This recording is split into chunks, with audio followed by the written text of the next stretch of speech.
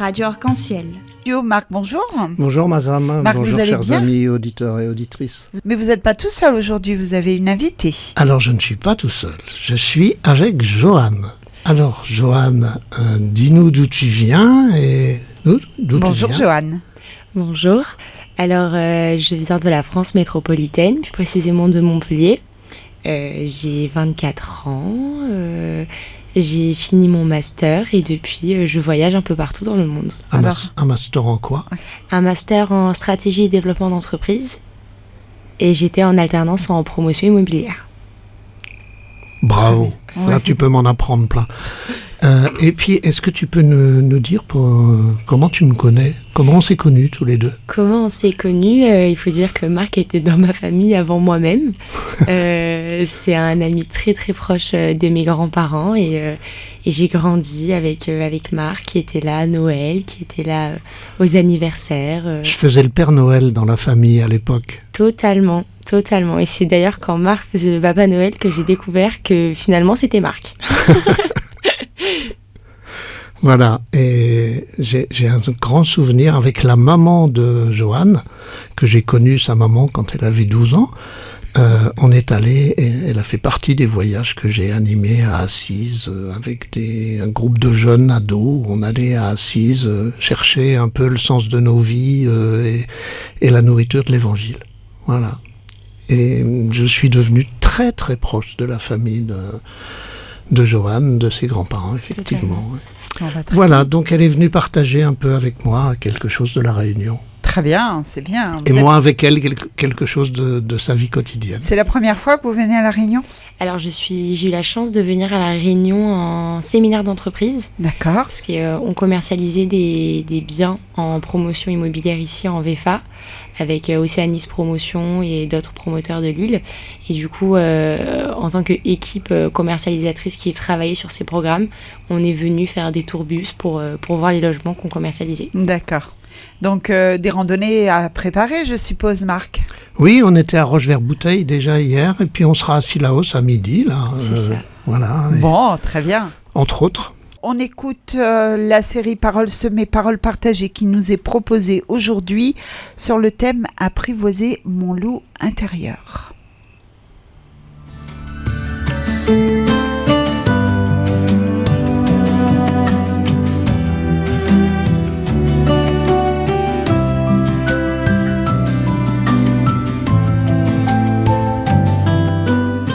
Paroles semées, paroles partagées.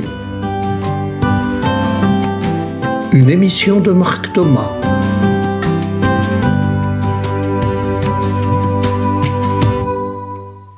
Comment faire pour changer et pour apprivoiser mon loup? Connais-tu ton loup intérieur?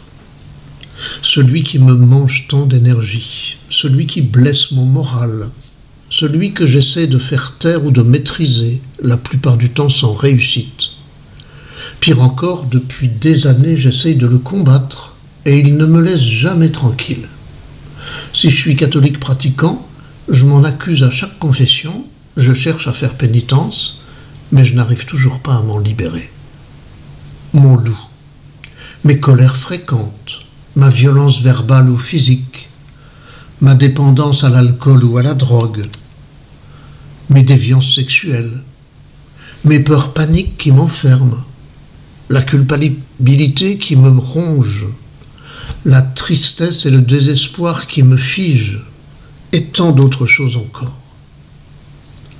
Mon loup, ce défaut qui me perturbe depuis si longtemps, cette addiction qui me fait honte, cet obstacle permanent qui m'empêche d'avancer, cette incapacité qui met à mal la confiance en moi, ce trait de caractère qui altère mes relations.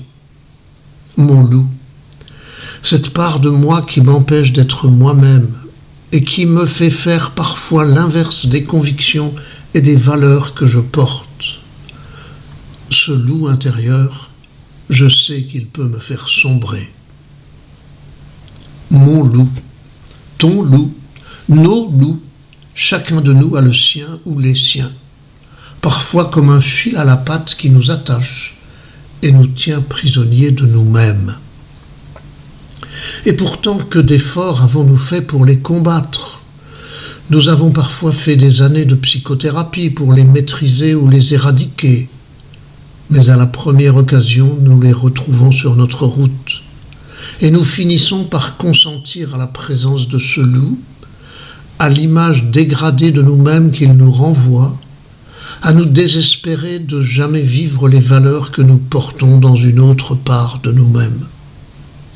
Nous pensons alors que nous sommes nés comme ça, que nous sommes comme ça, et que nous n'y pouvons rien.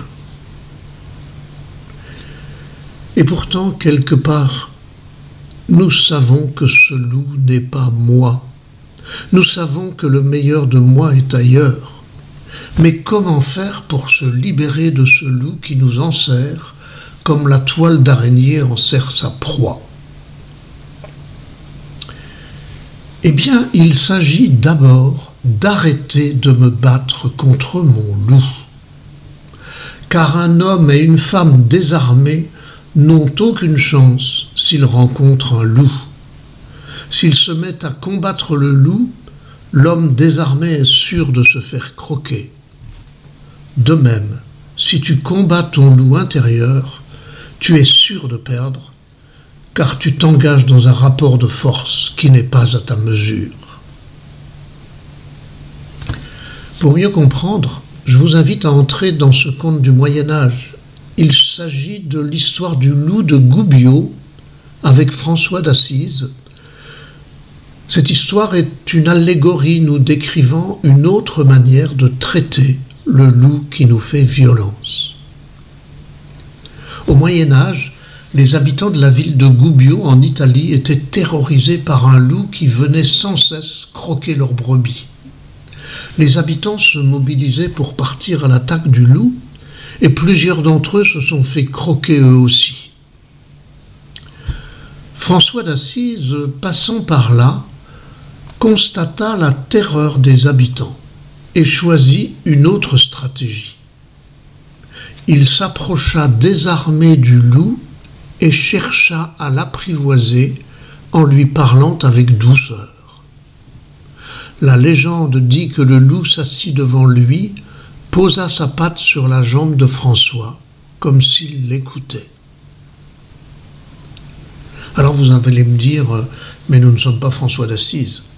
Lui devait avoir des pouvoirs différents. Non, il n'avait pas des pouvoirs différents. Il avait simplement une autre posture et une autre stratégie. Car c'est un conte, cette histoire de Goubiot, mais il porte en lui une profonde vérité. Si tu te bats contre ton loup, il va te croquer. Si tu l'apprivoises, il va te révéler ta pépite. Alors maintenant, regardons nos combats contre nos loups.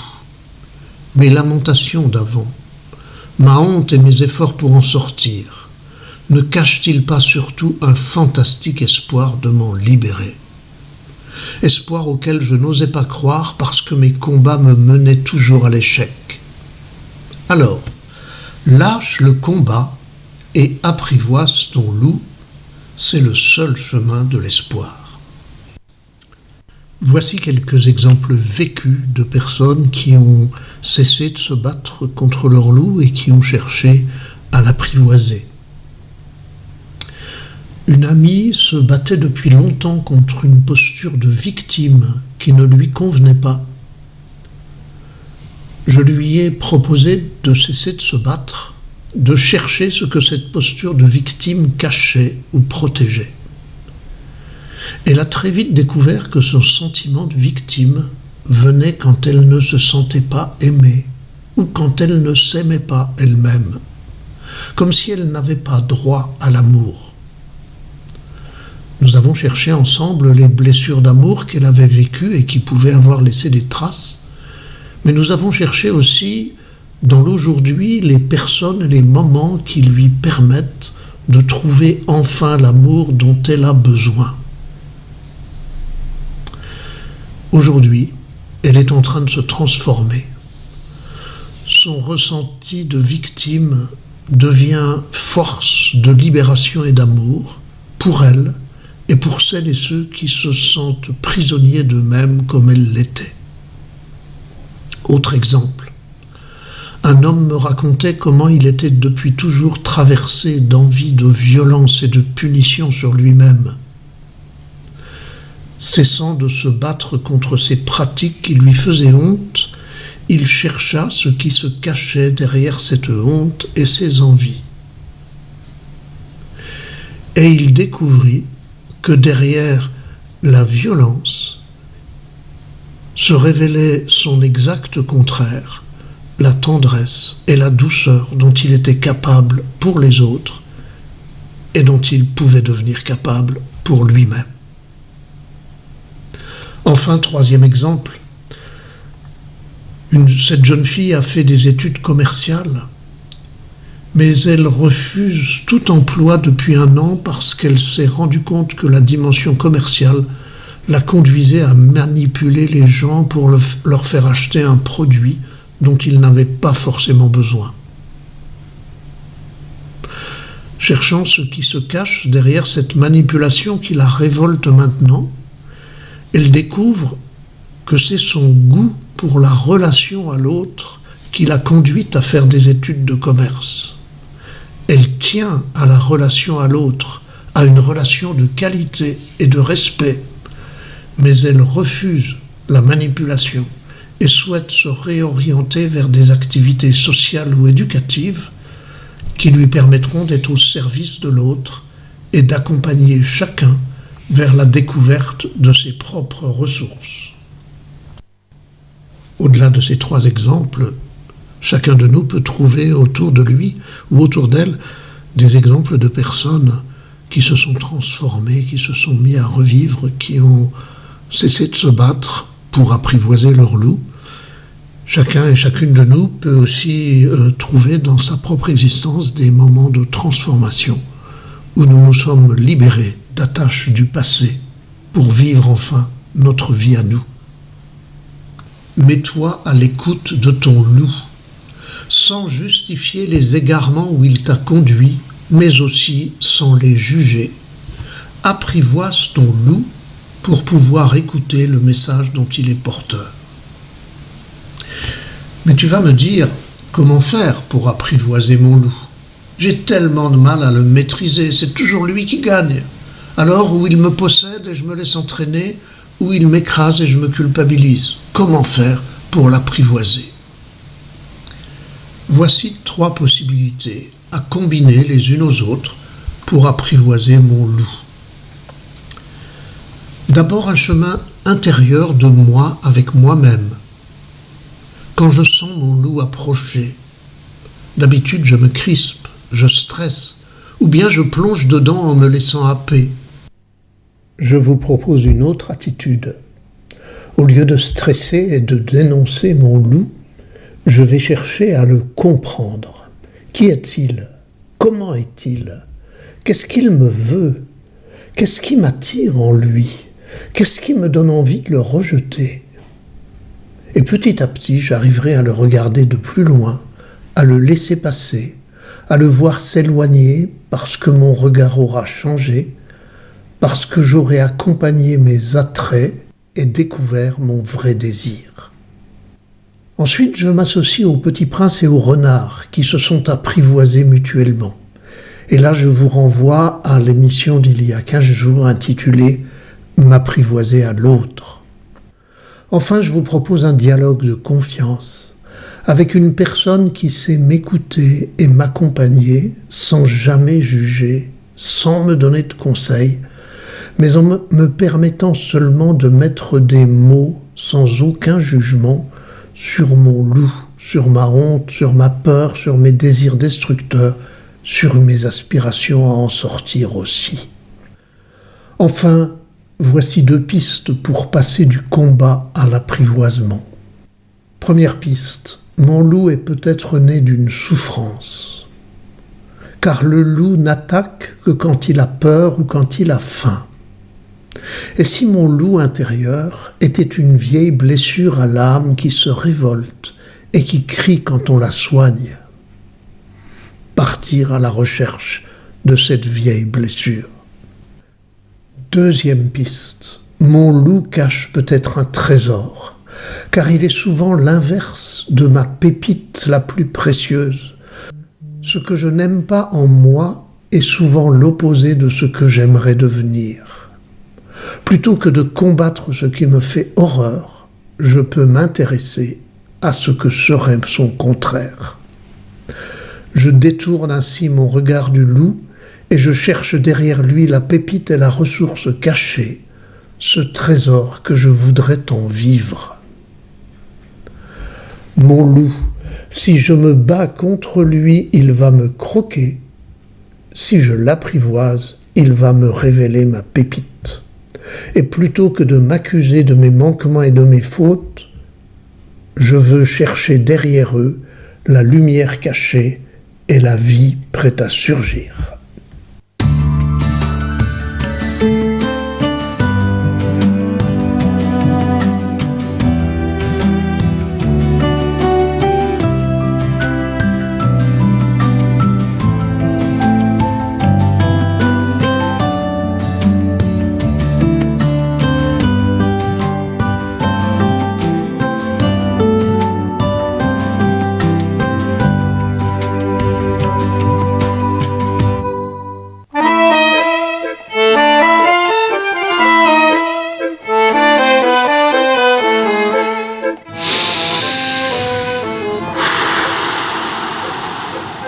Radio Arc-en-Ciel.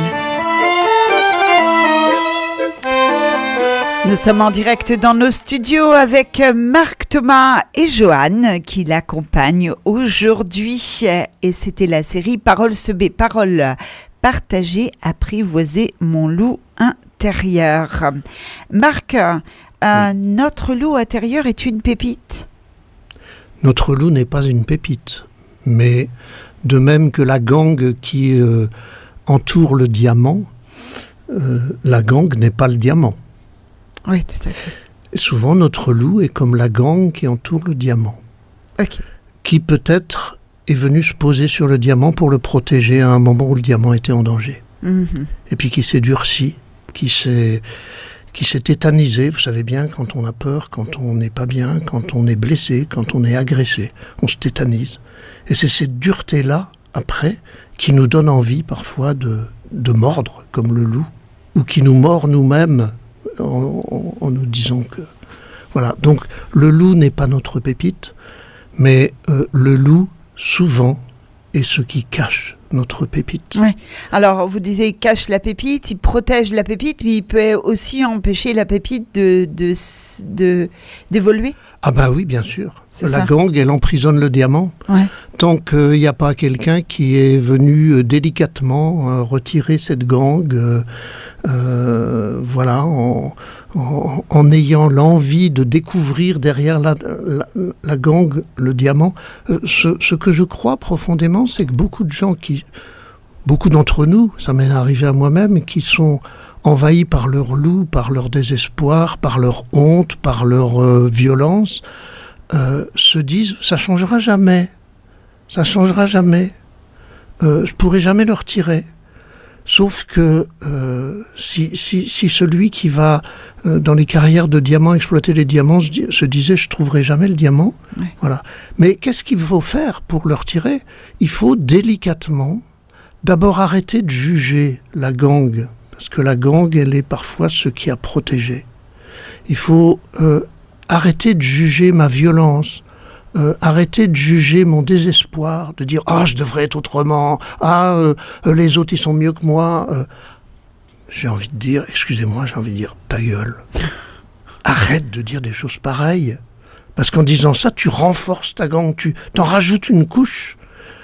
Mais dis-toi, comment je pourrais faire pour aller voir ce qu'il y a en dessous ? Avec qui je pourrais parler, qui pourrait me dire, écoute, tout ça, c'est pas dramatique. L'important est ailleurs. Je me rappelle un jour être allé voir une psy en lui racontant quelque chose dont j'avais une honte absolue. Voilà. Et la première parole qu'elle m'a dit, c'est pas grave, Marc. Il y a derrière ça quelque chose qui veut vivre. Cette parole, elle m'a bouleversé. Ouais. J'ai fondu en larmes.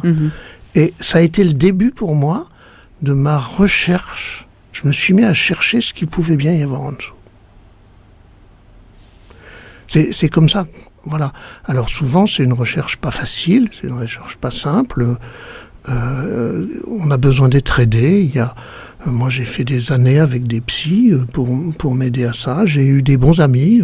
Les grands-parents de Joanne, qui est là, ont été des amis avec qui j'ai beaucoup partagé, et leur détresse à eux à certains moments. La grand-mère d'Anne-Sophie et son grand-père ont perdu une petite fille de 8 ans qui avait une leucémie, qui est décédée à 8 ans. C'est ça qui nous a rapprochés. Mm-hmm. C'est cette détresse-là qui a fait de nous, vous voyez, j'ai de l'émotion quand j'en parle, qui nous a fait comme des frères et sœurs. Donc derrière la détresse, il y a aussi un appel au soutien, à la fraternité, à l'amour. Je ne justifie aucune détresse, hein, mais parfois elles nous font progresser vers notre pépite. Mm-hmm. On va donner un peu la parole à Joanne, peut-être nous dire pour vous, c'est quoi ça vous parle quand on parle du loup intérieur? Alors oui, tout à fait. Même si j'ai un âge assez jeune, j'ai moins de bagages et de vécu que Marc ou que d'autres personnes, j'ai moi-même été confrontée à mon loup intérieur. Je pense que la vingtaine est un âge où il y a beaucoup de remises en question. Ouais. Sur ce que l'on veut faire de sa vie, sur comment évolue le monde, avec l'IA qui est de plus en plus présente, avec beaucoup de métiers qui changent, le changement climatique. Tout ça peut faire peur de se dire comment je vais trouver ma place face à tout ça. Et effectivement, ça peut être aussi un loup né peut-être d'un contexte extérieur à nous-mêmes, mais qui aussi nous fait cheminer sur qu'est-ce qu'on a finalement envie pour nous de vivre dans notre vie. Mmh. Tout à fait. Quand tu dis extérieur à nous-mêmes, c'est des événements qui nous arrivent dont on n'est pas les auteurs. Oui, tout à fait. Ça peut être une situation familiale, pour ma part, ça peut être une situation amicale, ou même tout simplement la grande question de qu'est-ce que je veux faire de ma vie au final. Mmh. Ouais. Ah, vous disiez, Marc, ne pas combattre son loup intérieur, mais l'apprivoiser. C'est pas toujours évident. Imaginez-vous être tout seul, devant un vrai loup. Si vous voulez vous battre contre le loup, vous avez toutes les chances de perdre. Oui, c'est sûr. C'est pareil avec nos loups intérieurs. Alors, qu'on ait le désir de les apprivoiser et de ne plus se laisser bouffer par eux, oui. Bien sûr. Mais si je me bats tout seul à dire je veux être plus fort que lui, écoutez, soyons sincères. Il y a des chrétiens qui vont se confesser. Vous croyez pas que vous confessez toujours parfois les mêmes péchés depuis longtemps? Parfois toujours les mêmes travers? Vous croyez pas que dans vos vies de couple, parfois, c'est toujours la même chose qui fait que ça saute, que ça pète, que ça se casse. Cet aspect répétitif. Alors vous avez beau vous accuser vous-même, vous avez beau en demander pardon, vous avez beau... Et puis ça marche pas. Alors, pour que ça marche, il n'y a qu'une seule chose à faire, c'est de cesser de se juger soi-même ou de juger l'autre, et de dire... mais d'où ça vient tout ça? Qu'est-ce qui fait que je réagis comme ça alors que je voudrais réagir autrement? Et c'est donc de partir un peu comme un chercheur, comme un aventurier qui va explorer des mondes nouveaux, se dire mais qu'est-ce que ça cache en moi? C'est né depuis quand ça vient d'où? Depuis quand j'ai cette réaction-là? Ça a toujours été comme ça? Alors les gens ils disent je suis comme ça, je pourrais pas changer.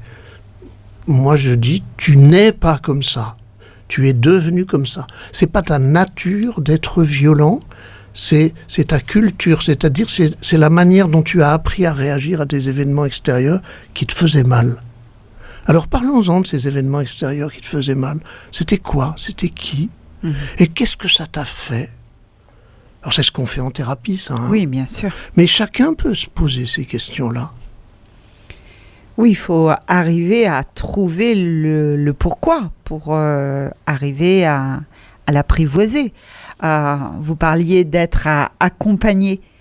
On a besoin aussi d'être accompagné, d'être aidé pour pouvoir arriver à Oui. à ce que ce loup fasse surface. Je vais vous raconter une histoire personnelle. Parce que c'est mon expérience. Ouais. C'est pas de la théorie de psy. Mhm. C'est mon expérience. J'ai été pendant 30 ans à avoir des aigreurs d'estomac toutes les nuits. Dès que j'étais en position allongée, j'avais des remontées acides. Et ça m'empêchait de dormir. Et ça me pourrissait la vie. J'ai fait tous les traitements qu'il fallait auprès d'un médecin, d'un gastro-entérologue. Et le gastro-entérologue, à la fin de tous les examens et au 3e rendez-vous final, il m'a dit, écoutez, ouais, vous avez une hernie hiatale, ça explique que ça remonte un peu de temps en temps. Mais ça n'explique pas la violence de vos maux. Ben, je lui dis, oui, docteur. Constat d'échec alors. Il me pose cette question. Avez-vous eu une blessure d'enfance ? Je ne m'attendais pas à ce qu'un gastro-entérologue me pose cette question. Je lui dis, docteur, bonne question, mais je ne sais pas vous répondre. A priori, j'ai eu une enfance aimée, aimante, et voilà. Quelques années après, plus que ça, 10-15 ans après, j'étais déjà à La Réunion. Je suis allé voir une psy à La Réunion parce que j'avais toujours ces problèmes difficiles, puis qui manifestaient aussi d'autres difficultés personnelles. Et j'ai eu devant elle cette douleur à l'estomac, ce poids sur l'estomac qui me faisait régurgiter la nuit. Elle m'a dit, mais regarde, c'est quoi ce poids ? Plutôt que de pleurer dessus, essaye de le regarder. Essaye de le regarder tel qu'il est. Alors elle me l'a fait décrire, elle m'a dit il a quelle forme, est-ce que c'est chaud, est-ce que c'est froid, est-ce qu'il a une couleur, et ce poids qui est dans ton ventre, est-ce que tu peux symboliquement essayer de le prendre dans tes mains, puis d'en faire quelque chose ? C'est étonnant, hein ? Et à un moment, je faisais comme si je le prenais dans mes mains, elle me dit mais c'est quoi ce poids, il a quelle forme ? Comment tu le décrirais ? Et il m'est sorti, c'est mon embryon dans une cage. Et je me suis effondré en larmes, avec une sensation d'épuisement absolu. Alors il y a une chose que je savais dans mon histoire. C'était que ma sœur aînée était née 14 mois avant moi. Ma mère avait failli mourir. Et les médecins avaient dit à mes parents, plus jamais d'enfants, sinon madame, vous mourrez et vous ferez une orpheline. D'accord. Et 14 mois après, je naissais. Discriminé par des membres de ma famille, disant à ma mère, tu vas faire une orpheline, pourquoi vous avez fait cet enfant ? J'étais l'enfant interdit. Embryon dans une cage. 15 jours après cette séance de thérapie, mes maux d'estomac ont disparu. Je ne les ai plus. Parce que j'ai nommé la blessure d'enfance qui était la mienne. Au ventre de ma mère, j'étais l'enfant interdit et j'ai dû vivre dans son ventre peut-être l'angoisse de ma mère, la peur qu'elle a eue. Ouais. Voilà. Et en même temps, je savais que mes parents m'avaient dit, mais tu sais Marc, ça a été un choix de notre part de ne pas écouter les médecins et de vouloir te donner la vie. C'est comme ça mon loup est parti tout seul. Celui qui me bouffait la nuit et qui m'empêchait de dormir, dont je ne savais pas pourquoi. Mais il a fallu ce travail avec un médecin d'abord, pour voir ce qu'il y avait de physique, puis ce travail avec une psy pour essayer d'identifier ce que c'était que ce poids qui me pesait toutes les nuits là. Voilà, j'ai pas l'habitude de raconter ma vie, mais c'est ce travail-là qu'on peut faire et qui est libérateur. Ouais. Mettre des mots sur des mots. Absolument. Ça me fait penser au titre d'un livre d'un docteur. Dis-moi où tu as mal, je te dirai pourquoi. Voilà, c'est de Michel Odoul. Michel Odoul. Oui, c'est un nom que j'ai déjà entendu. Voilà, et c'est un médecin qui a écrit ce livre et qui parle justement des douleurs qu'on peut avoir et quand on cherche la provenance des douleurs, on s'aperçoit que justement, quelque part, il y a eu une difficulté ou un passage de la vie difficile et ça a fait ressortir des douleurs exactement comme vous venez de nous l'expliquer.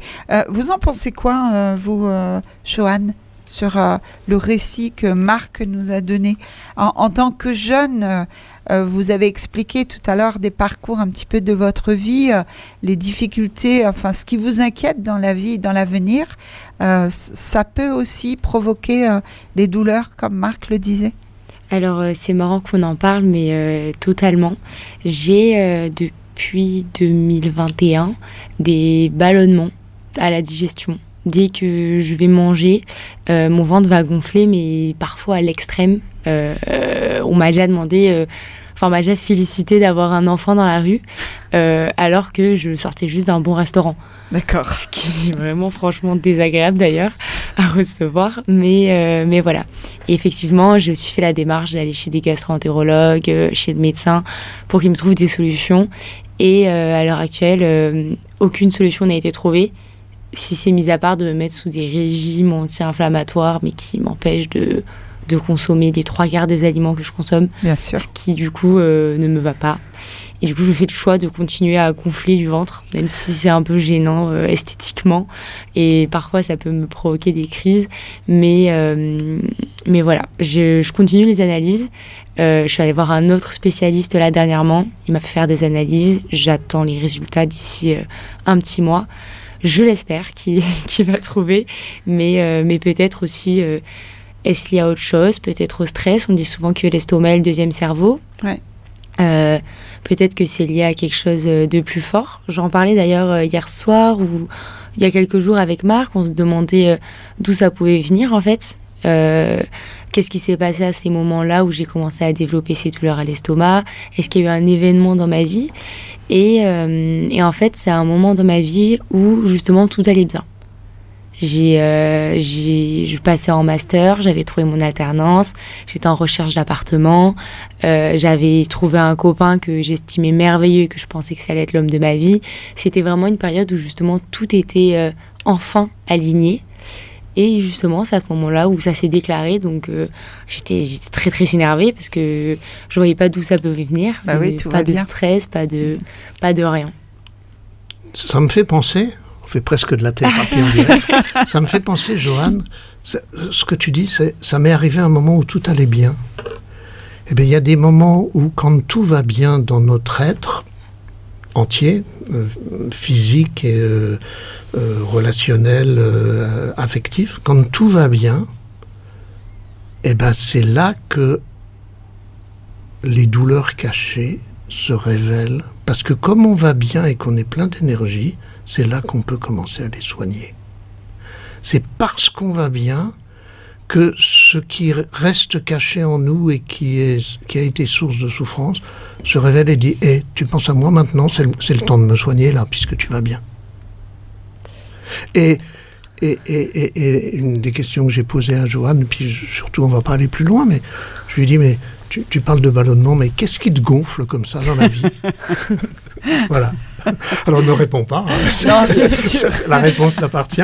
Mais voilà, voilà. Alors c'est important de continuer à avoir des médecins. D'ailleurs, tu disais que tu voyais un médecin un peu particulier qui était très costaud dans les diagnostics. Tout à fait. C'est un médecin assez exceptionnel. Pour moi, c'est la dernière chance. Vraiment, je suis allée le voir, je lui ai dit, écoutez, monsieur, vous êtes la dernière chance que je peux tomber. Je suis au stade où je ne crois plus en rien pour me trouver une solution.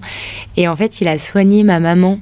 Enfin, il a trouvé une solution à ma mère qui avait des problèmes d'inflammation aux yeux, en lui faisant faire un diagnostic extrême poussé en termes de prise de sang. Et en fait, il a découvert que ça venait tout simplement d'une maladie qu'elle avait contractée à 15 ans. Et il y avait encore des résidus dans son sang qui faisaient que ses yeux s'infectaient, mais depuis 5 ans. Et elle avait fait tous les médecins, tous les spécialistes. Ils lui me donnaient des antibiotiques, etc. Mais chaque 2-3 semaines, ça revenait. Et depuis que, d'ailleurs, il a soigné avec de l'homéopathie, donc avec des plantes. Et depuis, elle n'a plus rien. Il a aussi soigné une de ses meilleures amies qui souffrait de thyroïde, c'est ça ? Et ça faisait 15 ans qu'elle était sous cachet. Moi, je l'ai toujours vue faire des plantations de spiruline chez elle pour essayer de se soigner. Enfin, on en arrivait vraiment à un stade où elle s'était mise à mi-temps, elle pouvait plus bouger, elle était totalement handicapée de ça. Et pareil, avec des études poussées, en cherchant bien là où il fallait chercher, en mettant les moyens dessus, il a réussi à trouver des solutions. Ce que je trouve intéressant dans l'attitude de ce médecin, enfin dans ce que tu décris, je le connais pas ce médecin moi, mais c'est que c'est quelqu'un qui cherche, qui va chercher plus loin. Souvent, quand on a des difficultés de santé ou des difficultés morales ou mentales ou relationnelles, on pose un jugement immédiat, un diagnostic immédiat comme ça. On dit c'est sûrement que tu fais trop de choses, c'est sûrement que tu te prends trop la tête, tu devrais t'apaiser, voilà. Et on prend pas le temps de chercher d'où ça vient. Oui, c'est ça, on cherche plus. Voilà. Et ce médecin-là, il fait un peu comme moi je fais dans les thérapies. Je cherche, enfin, j'accompagne la personne pour chercher d'où ça vient. Ouais. Hein, voilà. Il y a sûrement quelque chose, une raison. Voilà. Oui, alors lui va vraiment être du côté médical, il cherche pas du tout mentalement s'il peut y avoir un lien, mais effectivement j'ai fait 3 séances avec lui.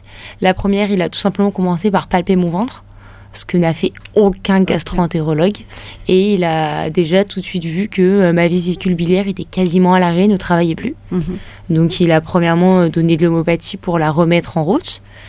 Et ça, je me dis, c'est fou qu'aucun médecin ne l'ait vu avant. C'est ça, c'est d'aller chercher, d'aller chercher, de chercher physiquement, et au-delà du physique, c'est ça. Voilà, et d'aller chercher cette attitude. J'ai envie de dire aux auditeurs, quand vous êtes confrontés à votre loup, à ce qui vous fait souffrir, au lieu de porter des jugements, au lieu de vous lamenter, de dire ça changera jamais, il faut que je vive avec. Devenez des chercheurs. Allez chercher. Alors, allez demander au médecin de vous aider. Allez demander au psy de vous aider. Mais pas de vous faire un diagnostic. Mais de vous aider à trouver d'où ça vient. Et des fois, comme moi, l'embryon dans une cage, ça vient à un moment inattendu. Il y a longtemps que je savais que j'avais été un enfant interdit. Mais je ne savais pas que c'était ça qui perturbait. Qui perturbait mon sommeil depuis 30 ans. C'est vrai que des fois, je connais une personne qui a une douleur dans les genoux, ça la brûle, elle a des fois difficulté pour marcher. Elle a vu le médecin, elle a passé les radios, on lui a dit vous avez rien. Puis ça va pas plus loin, quoi. Ouais, absolument. Faites avec vos douleurs. Absolument. On vous dit, mais c'est terrible. Vous avez mal, mais faites avec. Et moi, c'est jamais vous n'avez rien. C'est je n'ai pas vu si vous avez quelque chose. Ah oui. Moi, je ne vois rien. Donc, il faut qu'on continue à chercher. C'est ça. Voilà. Il y a sûrement des raisons. Il doit. Voilà. On gonfle pas comme ça du ventre pour rien. Ça peut être physique, ça peut être quelque chose qui vous gonfle, ça peut être je sais pas quoi. Et quelque part, il y a que toi qui saura. Il y a un jour, ça, tac, et ça va venir peut-être au moment inattendu. Je l'espère. Voilà. Mais je dis ça, c'est pas pour parler de Joanne, c'est parce que c'est tellement courant dans les mal-être qui sont les nôtres, physiques, moraux, mentaux, relationnels, affectifs. C'est tellement courant de porter très vite un jugement ou de porter un jugement sur l'autre, de lui dire mais t'inquiète pas, oublie ça, enfin ça fait quand même quelques années, tu devrais l'avoir oublié, enfin quoi. Et comme mais j'ai envie de dire, excusez-moi, je répète, mais ta gueule, quoi. Si elle a mal, c'est qu'il y a une raison. Voilà, et comme excusez-moi de dire ça comme ça. Mais... Joanne, tout à l'heure, la société, la vie actuelle, et on voit de plus en plus de jeunes qui souffrent, qui ont un mal-être, et que on n'aide pas, quoi, finalement. Ouais. Je pense qu'aussi, alors peut-être on est une génération aussi Covid, génération oubliée, où moi par exemple je n'ai pas vécu entre guillemets une vie d'étudiante, tout était fermé, on avait un couvre-feu, on n'a pas pu sortir, on avait des échanges en visio, donc forcément, on a eu moins de liens sociaux, peut-être aussi, plus d'enclavement dans nos appartements. Moi, j'ai eu la chance de passer le confinement chez ma maman, qui a un jardin, on vit dans le sud de la France, donc on avait le soleil. Enfin, j'étais plutôt bien, je l'avoue, mais je pense à mes amis à l'époque, j'étais à Nîmes, qui l'ont passé dans leurs appartements de 27 mètres carrés. Ça n'a pas dû être la même. Et oui, l'État commence tout juste à se positionner sur la santé mentale des étudiants. C'est quelque chose qui met du temps à arriver, c'est quelque chose d'assez tabou. Quand on parle de santé mentale, tout de suite, il y a la peur de passer pour un fou, de passer pour quelqu'un de fragile, même émotionnellement. Tout à fait. Parallèlement à toute cette santé mentale où la parole devient de plus en plus libérée dessus, il y a le masculinisme, avec la salle, où c'est un homme pousse à la salle, un homme ne montre pas ses émotions.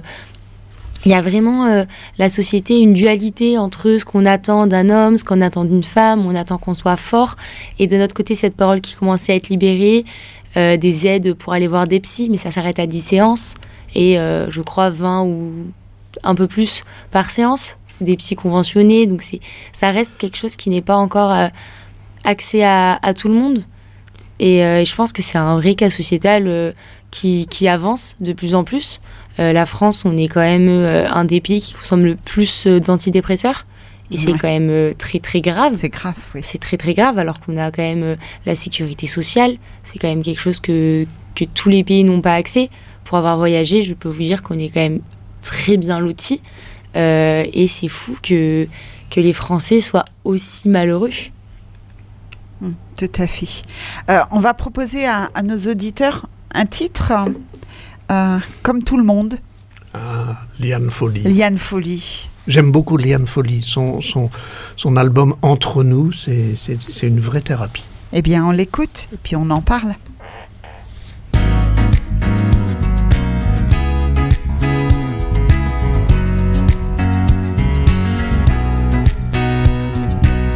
Dans mes yeux, comme dans ceux des autres, autant d'amour, autant de fautes. Dans mon cœur, avant tout, la même blessure, celle qu'on a tous en nous. Et sans savoir si Dieu existe, rien que pour ça on signe et on persiste. Comme tout le monde, on rêve d'une autre vie, de chaleur et d'amour aussi. Comme tout le monde, on se sent tout petit. Dans ce monde, on est en sursis.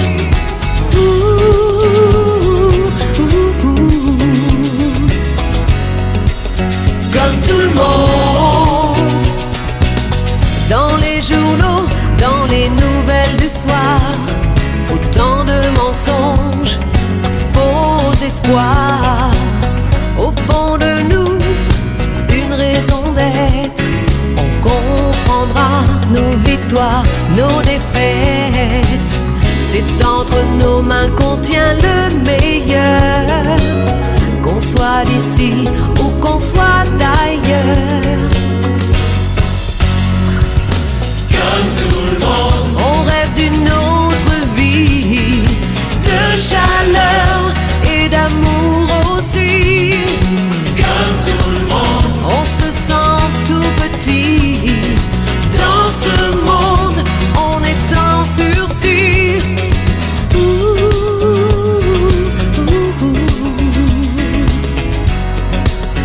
Comme tout le monde, comme tout le monde, on rêve d'une autre vie, de chaleur et d'amour aussi.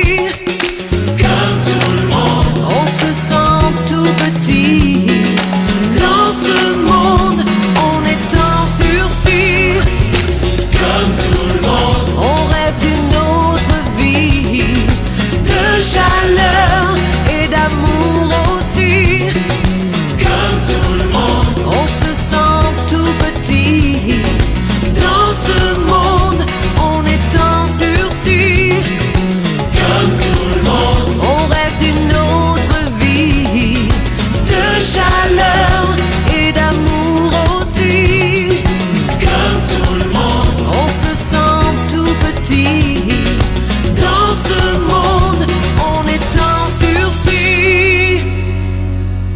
Comme tout le monde avec Liane Folly.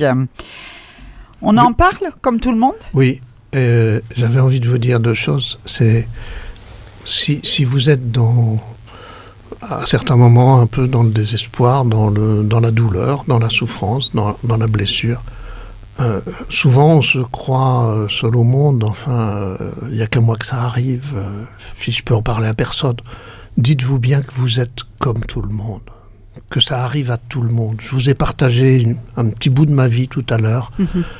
Ça a été marqué de beaucoup de détresse, tout ça, à certains moments. Les gens ils me disent, toi, le psy, t'as eu des choses comme ça. Mais oui, c'est peut-être pour ça d'ailleurs que je suis psy, un peu. Parce que je sais ce que c'est que souffrir, et je sais ce que c'est qu'écouter sa souffrance, et je sais comment ça peut être libérateur. Par expérience, pas en théorie. Et puis comme tout le monde, et la chose que j'aimerais changer dans le champ de Liane Folly, c'est on rêve d'une autre vie. Oui, on rêve d'une autre vie. Mais j'ai envie de dire à Liane Folly, et à vous tous qui rêvez d'avoir une autre vie, et qui concluez souvent, ouais, mais je suis comme ça, donc ça changera pas. Eh ben, j'ai envie de vous dire que vos rêves sont l'appel de la réalité. C'est l'appel de votre réalité. C'est l'appel de votre chemin de bonheur. Moi, je suis le plus heureux des hommes dans ce que je fais aujourd'hui. C'est parce qu'un jour, des gens m'ont aidé à sortir de la détresse. Et aujourd'hui, je réalise ce que je suis vraiment. Et c'est mon bonheur. C'est pour ça qu'on le disait en début d'émission, des rencontres avec d'autres personnes, c'est important de pouvoir parler aussi et d'écouter les autres. Comme vous le disiez, on se dit, ah oui, il n'y a qu'à moi que ça arrive. Puis finalement, en écoutant les autres, on se dit, ah, mais je ne suis pas tout seul dans cette situation. Il y en a d'autres aussi qui ont des mêmes souffrances ? Tout à fait, tout à fait. C'est pour ça que je propose des rencontres paroles partagées. Alors, bien sûr, j'interviendrai dans ces paroles partagées, j'ouvrirai des pistes, et puis je veillerai surtout à ce que chacun puisse s'exprimer sans trop se dévoiler, parce qu'on peut avoir peur voilà, sans trop se dévoiler, que chacun puisse s'exprimer, puisse questionner, puisse écouter aussi les avis différents de l'autre, parce que ça fait du bien parfois de savoir qu'on n'est pas tout seul dans nos questionnements, ou dans nos découvertes, ou dans nos chemins de bonheur. Voilà, et c'est pour ça que j'ai envie qu'on puisse se rencontrer, surtout pas pour faire du l'a-dit-l'a-fait. Et ça, je veillerai à ce que ça ne soit pas là, en demandant aux gens de garder une certaine confidentialité s'il y a des échanges. Mais vous ne serez pas non plus forcés à parler, bien entendu. L'important, c'est de venir avec ce qu'on est et de laisser.